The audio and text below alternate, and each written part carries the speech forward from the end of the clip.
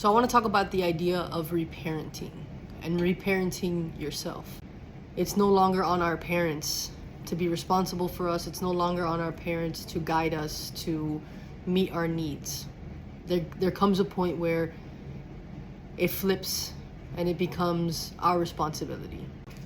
Whatever happened to you as a kid, however you were raised, if you were raised in the most beautiful way and you learned about emotions and how to manage your emotions and how to control your emotions and handle your emotions, and you learned how to work on your mindset and how to let go of limiting beliefs, and you had this beautiful upbringing where you learned all of these things, or you had a parent that didn't meet your needs emotionally, and not for lack of love or good intention, but they just didn't have the tools. It wasn't their fault. They didn't know any better. There comes a point in one's life where you become an adult, right? And your life becomes your responsibility. Your choices, your actions, your results become your responsibility. We have to start reparenting ourselves based on what we saw as kids, whatever f***ed us up, right? My emotional needs just weren't met as a kid.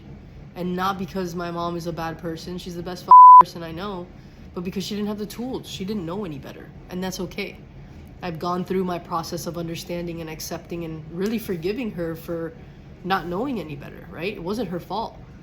But there came a point in my life where it's like, okay, you can either continue to go down this path of letting your emotions control you and letting your emotions run your life, or you can take a step back, figure it out, do the work, and actually start to reparent yourself. That looks very different for everyone. For me specifically, it's about my emotions. It's learning how to really understand what I'm feeling and connecting to my body and what I'm feeling and letting myself feel those emotions. Because a lot of times these negative emotions like sadness and anger, or whenever I would slip into a depressive episode, it was like a constant judgment on myself and beating myself up for it.